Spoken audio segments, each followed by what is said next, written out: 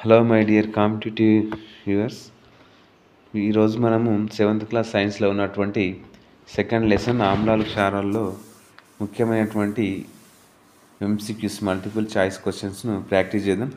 మనకు మోస్ట్లీ ఎగ్జామ్లో వచ్చే ఛాన్సెస్ ఉన్నాయి. ఫస్ట్ క్వశ్చన్, క్రింది వాటిలో భిన్నమైనది ఏది? అంటే మనకు విచ్ ఈజ్ డిఫరెంట్, ఏది డిఫరెంట్గా ఉంది? ఒకటి ఏ మాలిక్ ఆమ్లం, బి లాక్టిక్ ఆమ్లం, సి సిట్రిక్ ఆమ్లం, డి నత్రిక్ ఆమ్లం.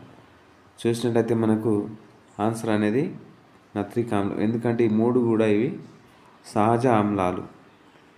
ఈ మూడు కూడా సహజ ఆమ్లాలు అంటే ఇవి మనకు ఈ యొక్క పండ్ల లోపల లభిస్తాయి. ఇది మాలిక్ ఆమ్లం తీసుకుంటే ఇది యాపిల్ లోపల ఉంటుంది. అలాగే లాక్టిక్ ఆమ్లం అనేటువంటిది మనకు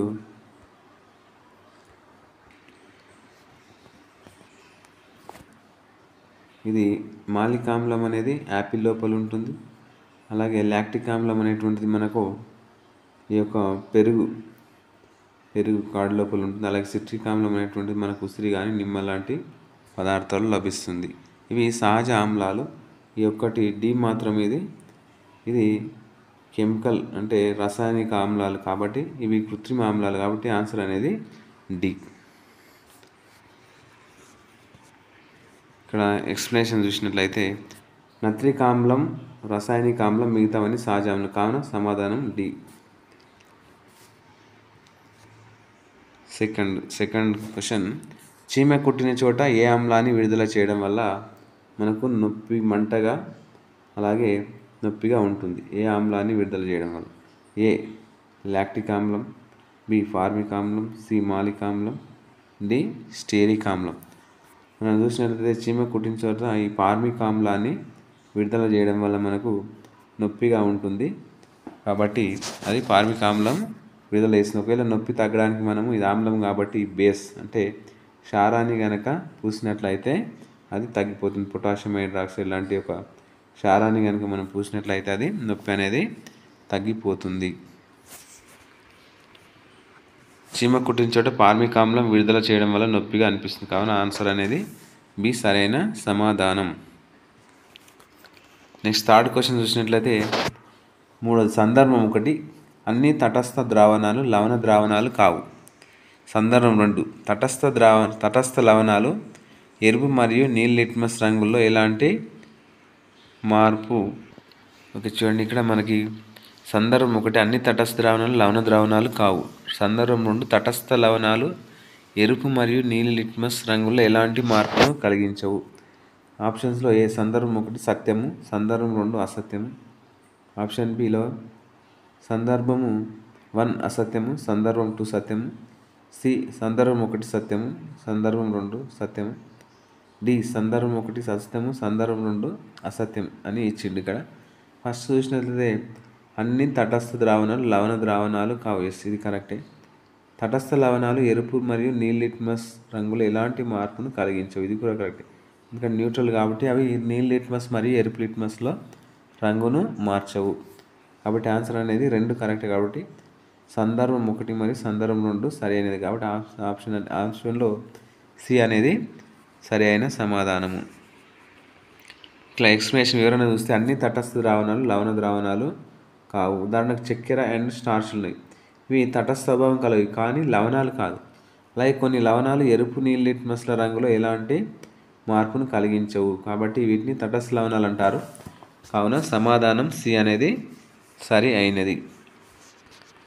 నెక్స్ట్ ఫోర్త్ క్వశ్చన్, ఈ క్రింది వాటిలో రంగయ్య అనే రైతు తన పంట పొలం యొక్క ఆమ్ల స్వభావాన్ని తగ్గించిన సందర్భాన్ని గుర్తించండి.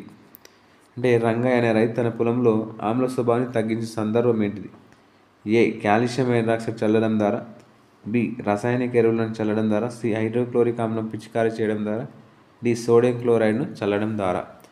ఇక్కడ మనకు ఇది ఆమ్ల స్వభావం ఉంది కాబట్టి దీన్ని మనము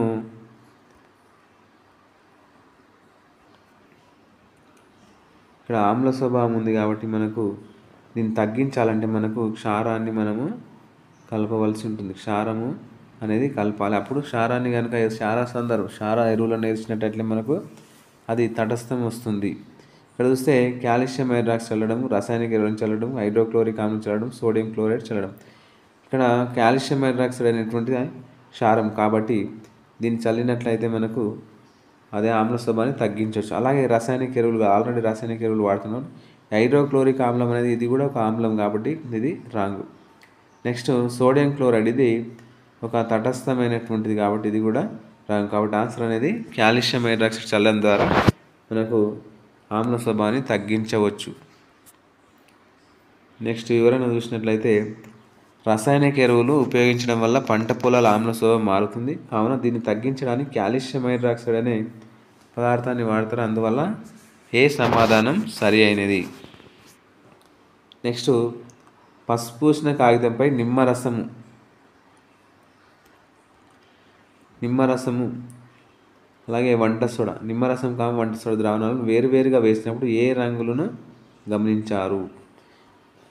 ఏ నిమ్మరసం వల్ల ఎర్రగా మారింది, బి వంట సోడా ద్రావణం వల్ల ఎర్రగా మారింది, సి నిమ్మరసం మరియు వంట సోడా రెండింటితో ఎర్రగా మారింది, డి నిమ్మరసం మరియు వంట సోడా రెండింటి వల్ల రంగుల్లో మార్పు లేదు అంటుంది. ఇక్కడ రెండింటి వల్ల ఎర్రగా మారింది అంటుంది. ఇక్కడ వంట సోడా వల్ల నిమ్మరసం వల్ల ఎర్రగా మారింది అంటుంది. ఇక్కడ చూసినట్లయితే మనకు పసుపు పూసిన కాగితంపై నిమ్మరసం వంట సోడా ద్రావణం వేరువేరుగా వేసినప్పుడు ఏ రంగులు గమనించారు? ఇక్కడ మనం చూస్తే ఇది నిమ్మరసం పసుపు పూసిన కాగితం కూడా పసుపు కూడా ఆమ్ల స్వభావం ఉంటుంది, నిమ్మరసానికి కూడా ఆమ్ల స్వభావం ఉంటుంది కాబట్టి ఎలాంటి చర్య ఉండదు.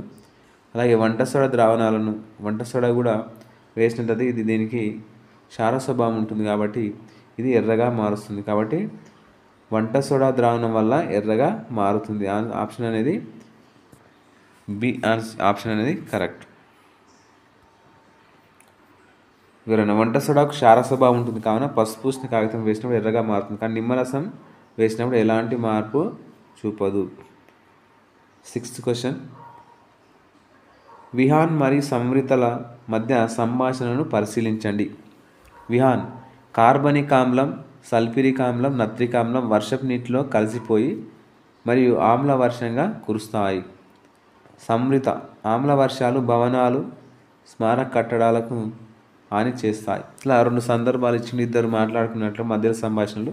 ఇప్పుడు ఇందులో మనకు సరైన ఇక్కడ ఈ ఇద్దరి మధ్యలో జరిగిన సంభాషణలో ఏది కరెక్ట్ అని అడుగుతున్నారు. చూడండి, ఇక్కడ విహాన్ మరియు సంవృత ఇద్దరి వాదనలు సరైనవి, బి విహాన్ వాదన మాత్రమే సరైనది, సి సంవృత వాదన మాత్రమే సరైనది, డి ఇద్దరి వాదనలు సరైనవి కావు.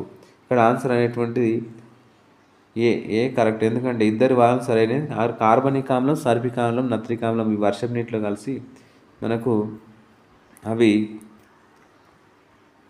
వర్షం నీళ్ళు కలిసిపోయి ఆమ్ల వర్షం కురుస్తాయి. అలాగే సంవృత అనేటువంటి ఆమ్ల వర్షాలు భవనాలు మరియు స్మారక కట్టడాలకు కూడా హాని చేస్తాయి. ఉదాహరణకు తాజ్మహల్ కనుక తీసుకున్నట్లయితే అది పాలరాయితో నిర్మిత అవుతుంది. దానిపైన పడినప్పుడు దాని యొక్క అందం అనేటువంటిది అది పసుపు రంగులోకి మారి అందహీనంగా తయారవుతుంది. కాబట్టి ఆప్షన్ ఏ విహాన్ మరియు సంవృత ఇద్దరి వాదనలు సరి అయినవి. ఎక్స్ప్లెనేషన్ చూస్తే పరిశ్రమలలో నుంచి వెలువడే వ్యర్థ పదార్థాలు వాతావరణంలోని తేమతో రాసాయనిక చర్య జరిపి ఆమ్లాలుగా రూపొందుతాయి. ఇవి వర్షం నీటిలో కరిగి వర్షంగా కురుస్తాయి. తాజ్మహల్ వంటి స్మారక కట్టడాలకు హాని కలిగించే వాటిలో ఆమ్ల వర్షాలు కూడా ఒక కారణం. కావున సమాధానం ఏ సరి అయినది.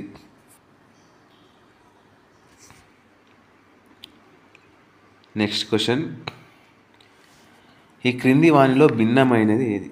భిన్నమైన అంటే ఆడ్ మెన్ అవుట్ అంటాం మనము ఇంగ్లీష్లో. అయితే ఇక్కడ భిన్నమైనటువంటిది ఏది? ఏ పసుపు పూసిన కాగితం, బి గన్నేరు పూల రసం, సి బీట్రూట్ రసం, డి మిథైల్ ఆరెంజ్. ఇక్కడ చూసినట్లయితే పసుపు పూసిన కాగితం, పూల ఇవన్నీ మూడు కూడా సహజమైనటువంటి సూచికలు న్యాచురల్ ఇండికేటర్స్ అంటాం. ఇవి మొక్కల నుంచి లభిస్తాయి. ఇక్కడ మిథైల్ ఆరెంజ్ అనేటువంటిది రాసాయనిక సూచిక. ఇది రాసాయనిక సూచిక కాబట్టి ఆన్సర్ అనేటువంటిది D methyl orange is the correct answer.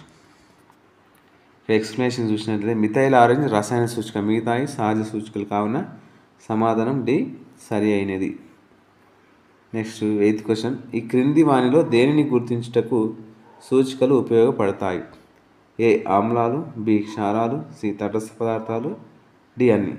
అంటే సూచికలు అనేటువంటివి దేన్ని గుర్తిస్తాడు ఉపయోగిస్తారంటే ఈ అన్ని పదార్థాలు ఆమ్లాలు, క్షారాలు, తటస్థ పదార్థాలు ఈ పైన ఉన్న 3 పదార్థాలను గుర్తించడానికి ఉపయోగిస్తాం కాబట్టి ఆన్సర్ అనేది డి పైవన్నీ అనేటువంటిది సరి అయిన సమాధానం. వివరణ చూస్తే పదార్థాలు ఆమ్లాలు, క్షారాలు లేక తటస్థాలు తెలుసుకోవడానికి సూచికలు ఉపయోగపడతాయి కావున సమాధానం డి సరి అయినది. 9th క్వశ్చన్, క్రింది వాటిలో కార్బన్ డయాక్సైడ్ వాయువుకు సంబంధించి సరికానిది అంటే నాట్ కరెక్ట్, సరికానిది ఏది?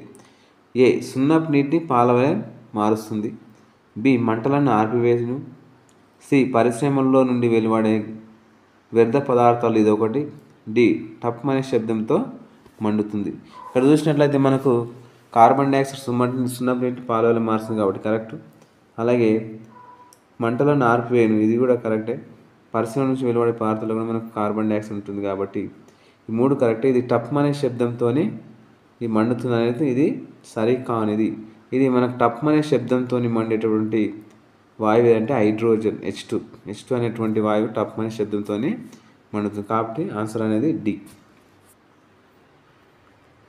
వివరణ, కార్బన్ డయాక్సైడ్ వాయువును సున్నపు నీటి గుండా పంపినప్పుడు దానిని పాలవలే మార్చును. మంటలను ఆర్పే యంత్రాలలో దీన్ని వాడతారు మరియు పరిశ్రమల నుంచి విడుదలయ్యే వ్యర్థ పదార్థాలలో ఇది కూడా ఒకటి. టప్ అనే శబ్దంతో మండేది హైడ్రోజన్ వాయువు కావున సమాధానం డి సరి అయినది. 10th question, జతపరచండి. ఇక్కడ పచ్చళ్ళ తయారీలో కార్బనిక్ ఆమ్లం, ఇక్కడ పచ్చళ్ళ తయారీలో అలాగే శీతల పానీయాల తయారీలో, కేక్ తయారీలో, బ్లీచింగ్ పౌడర్ తయారీలో ఇట్లా మనకు అనేక రకాలైనటువంటి ఏ కార్బనిక్ ఆమ్లం, బి వంట soda, C calcium hydroxide, D bleaching powder, D అనేది ఎస్టిక్ ఆమ్లం. ఇక్కడ చూస్తే మనకు పచ్చళ్ళ తయారీ లోపల ఉపయోగించేది మనకు ఎస్టిక్ ఆమ్లం అంటే ఇక్కడ డి ఉంటుంది, డి అనేది ఉండాలి ఇక్కడ డి. అలాగే శీతల పానీయ తయారీలో అనేది కార్బోనిక్ ఆమ్లం కాబట్టి ఏ ఉండాలి. అలాగే కేక్ తయారీలో మనకు వంట సోడా ఉపయోగిస్తాము. బ్లీచింగ్ పౌడర్ తయారీలో కాల్షియం హైడ్రాక్సైడ్ సి కాబట్టి B C D C BA.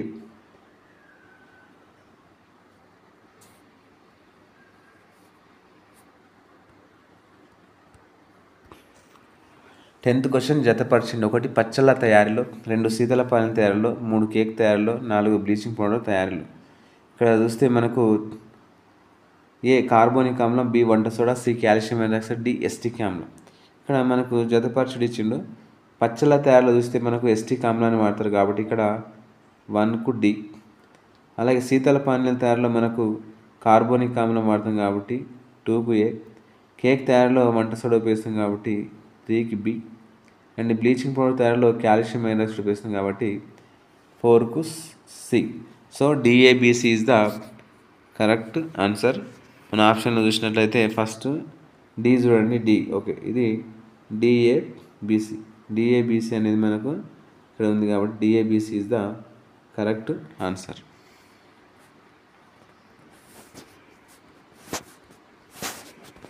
Next వివరణ వస్తే సమాధానం ఏ సరి అయినది. సో మరి ఈ లెసన్లో ఉన్నటువంటి మనకు మోస్ట్ ఎక్స్పెక్టెడ్ క్వశ్చన్స్ అనేవి డిఎస్సి కానీ, టెట్ కానీ, ఏపీ టెట్, మనకు తెలంగాణ టెట్, సీటెట్ అన్నింటిలో మళ్ళీ డిఎస్సి, కేంద్రీయ విద్యాలు అన్నిటికీ కూడా యూజ్ఫుల్ అయ్యే విధంగా మనకు విత్ ఎక్స్ప్రెషన్తోని అప్లికేషన్ టైప్లో రూపొందించడం జరిగింది ఈ క్వశ్చన్స్ అన్నీ కూడా. మరి ఇవన్నీ కూడా మీకు చాలా నెక్స్ట్ ఎక్స్పెక్టెడ్ చేయొచ్చు.